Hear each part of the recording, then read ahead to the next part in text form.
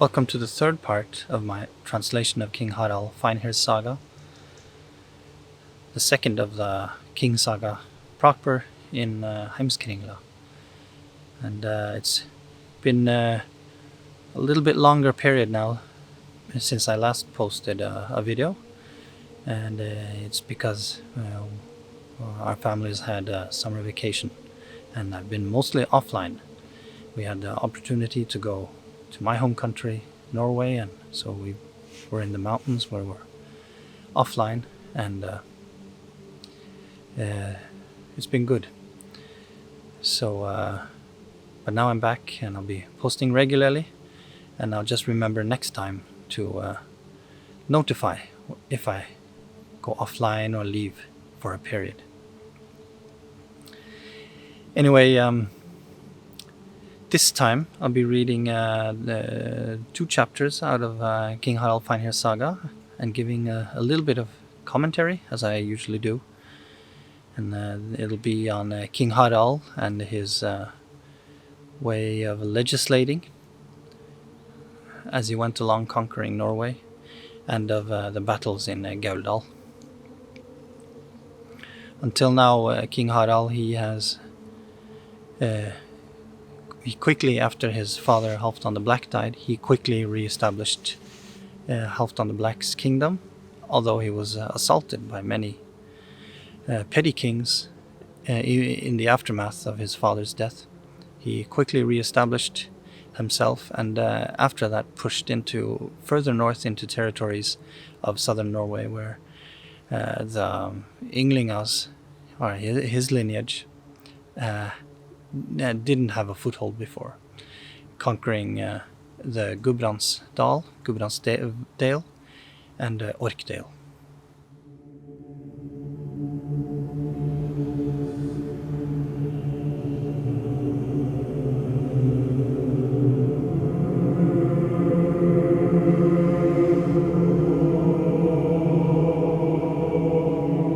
King Harald's Law of the Land.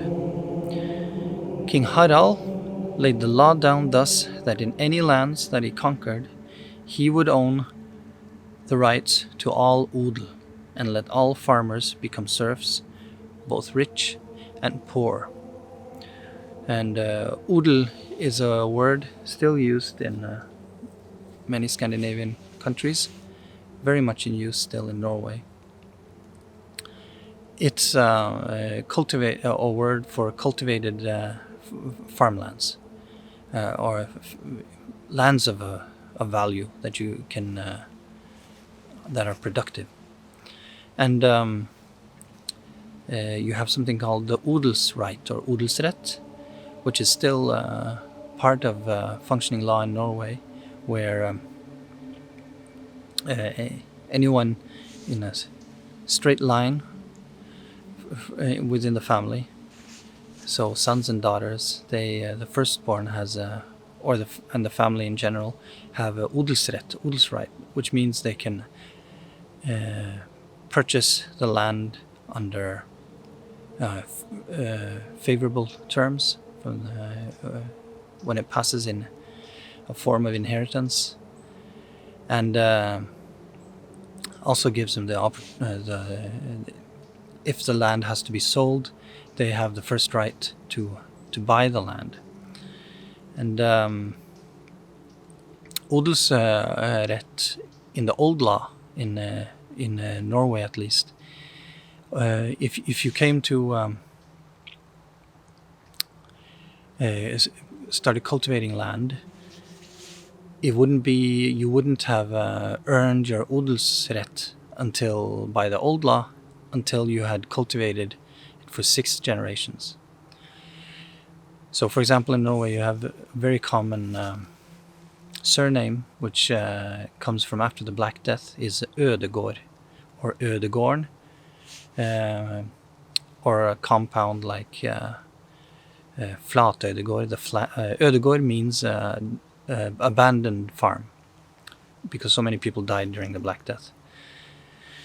And so, if you went in and claimed an abandoned farm, you wouldn't have an odelsrett to it until after having cultivated it within the family for 6 generations. Then the family who did this could claim odelsrett to the land. So King Harald, when he conquered new areas, he would usurp this right. Nothing about staying there for 6 generations. He would claim that right to all cultivated lands in the new petty kingdoms he'd conquered. So he would own the rights to all odel and let all farmers become serfs, both rich and poor. This Harald Finehair, most people have in Norway, have a kind of a positive view of him. He was the first to unite Norway, but he was definitely not an angel in doing so. And this action he does here has still, you can trace it still in Norway. And it was King Harald going forth like this and usurping age-old rights was also the reason why many of the kings in West Norway, which weren't part of the Ynglinga lands, so the kings in Hordaland and Sogn and Rogaland, many of them fled Norway.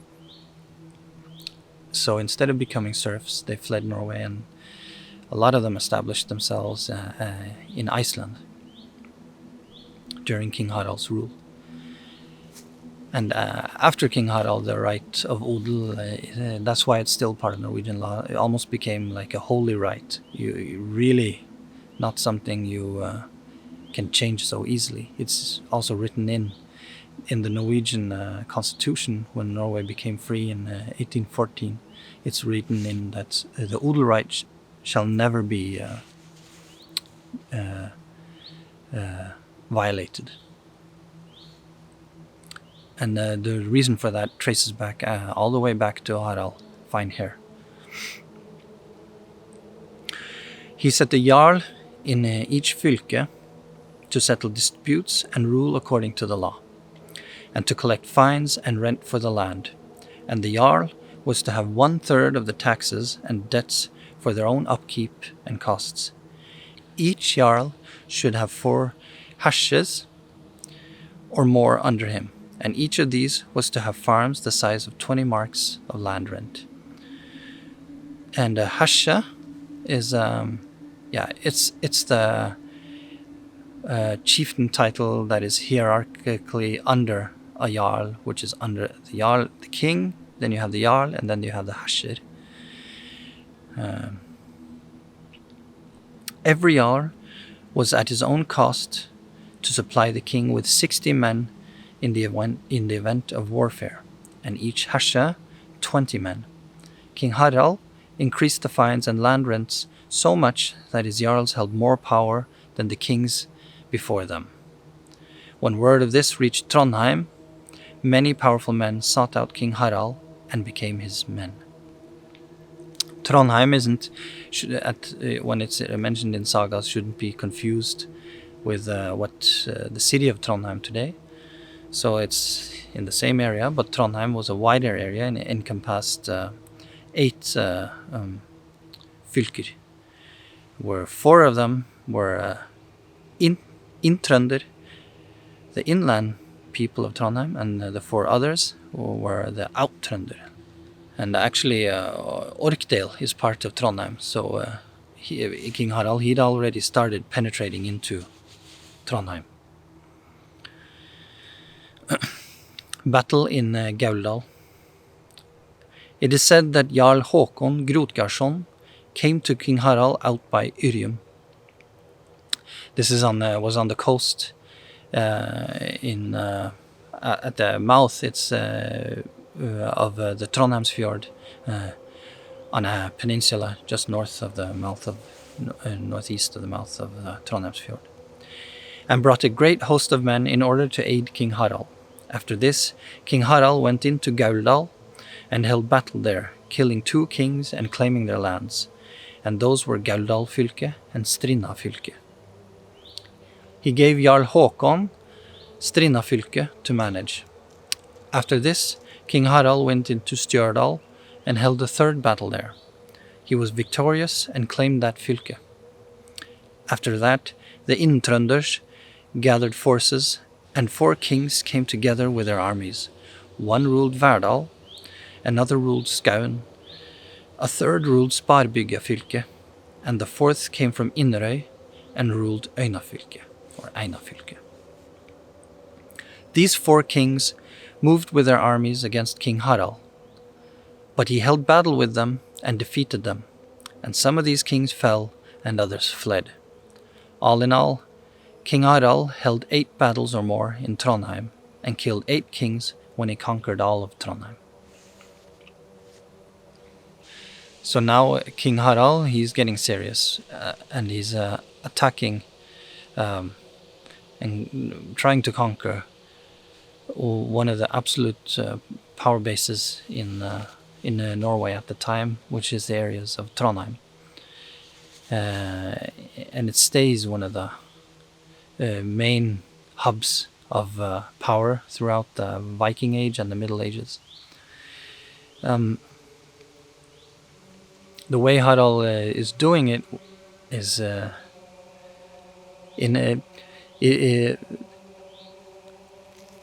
serfdom, of course, was really oppressive in large parts of Europe, and but it was a little bit milder in Norway most of the time. It seems under King Harald, he establishes a kind of a hard version of a European form of serfdom, which was alien to Norway at the time.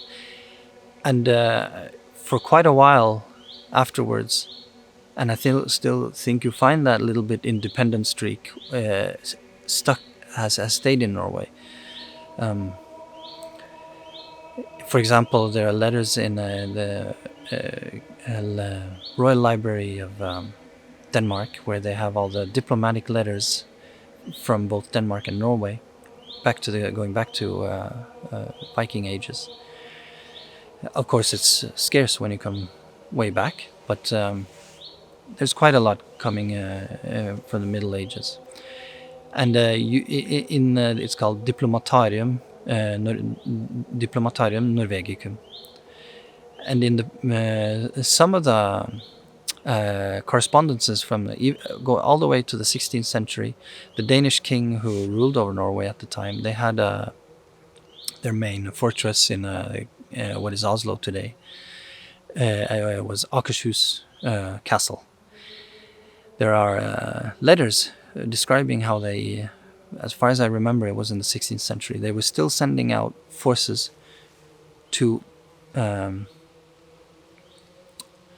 Christianize, in this case Valdres, which is central Norway. So 400 years after the very violent conversion of Norway,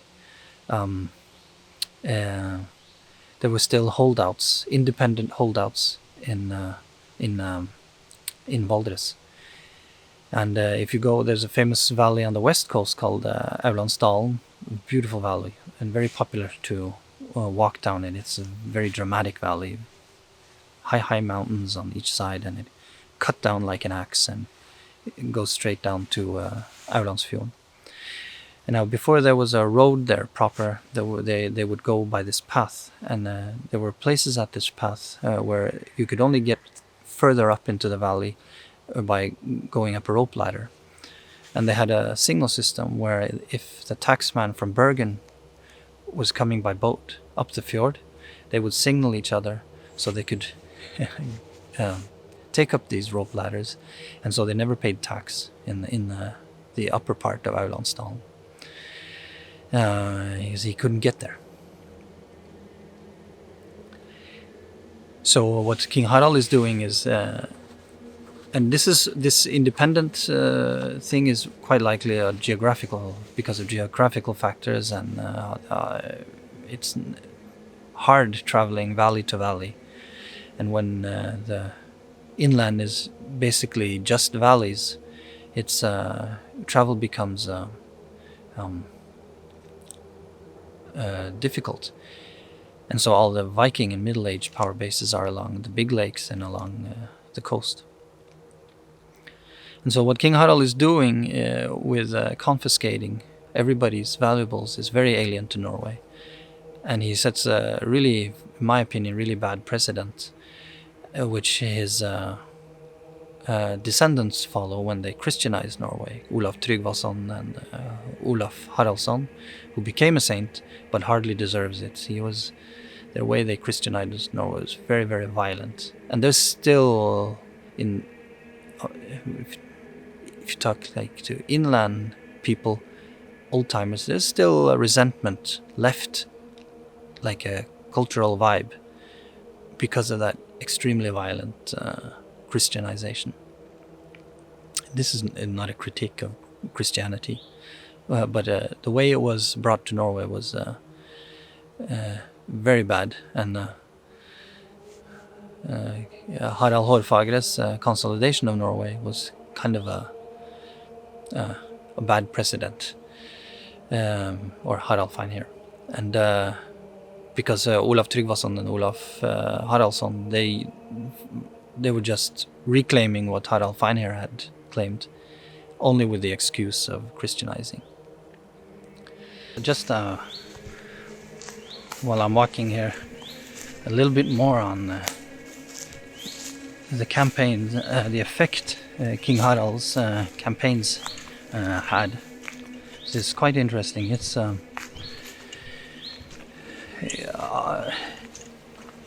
it resulted in the creation of Iceland as a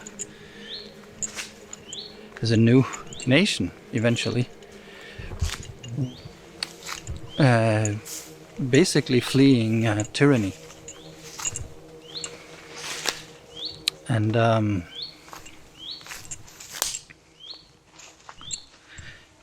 had an impact, I believe, a large impact upon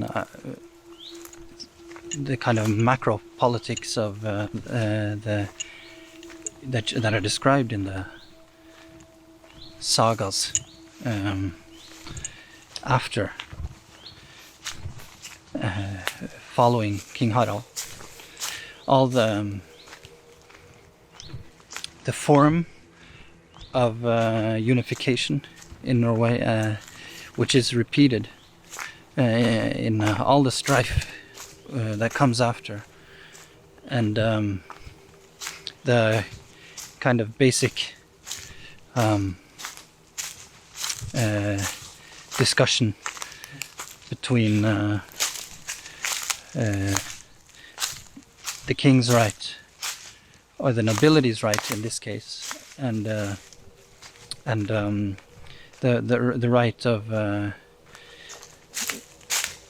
common people, or not common people, but because not common people in like a socialistic sense, but just citizens. Because you can especially see it in how Norway dealt with you can see it in how Norway, for example, how Norway dealt with independence in making the constitution, the Norwegian constitution is quite, even though it's been circumvented in modern times like many constitutions, it's a very freedom-based constitution, and a very on the rights of the citizen for ownership and property and these things, and to try to guard them against the clutches of tyranny. And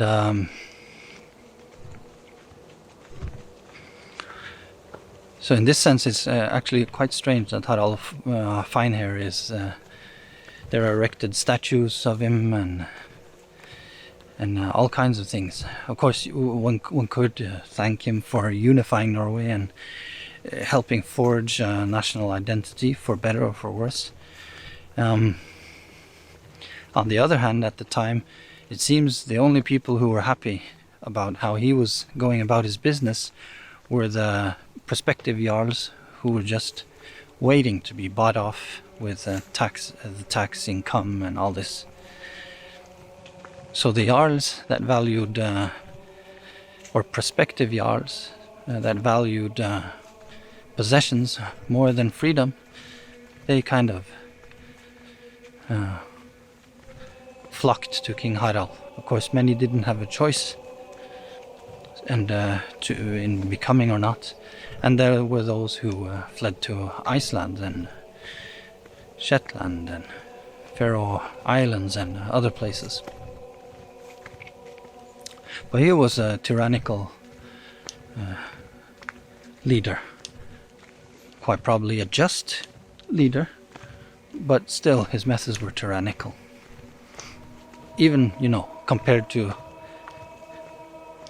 the monarchs of Norway at the time, the petty kings, who, as you can read in the VIKING Saga, weren't exactly angels themselves, but their power was limited, so what they could impose on others was also limited. And of course, with the unified kingdom and strong warrior tradition, what you can impose on others becomes quite extensive through the use of force.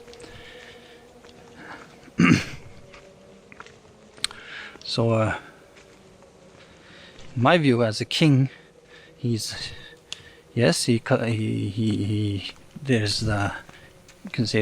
perhaps a positive manifestation that he unifies Norway again.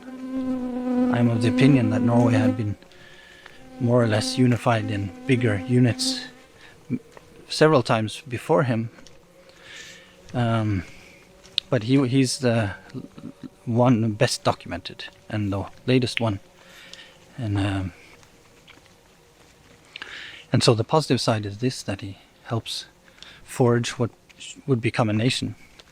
But the negative side is the methods he used and how it influenced posterity. So that's just about it for today. While I've been away, I've been very much offline, so I haven't answered so many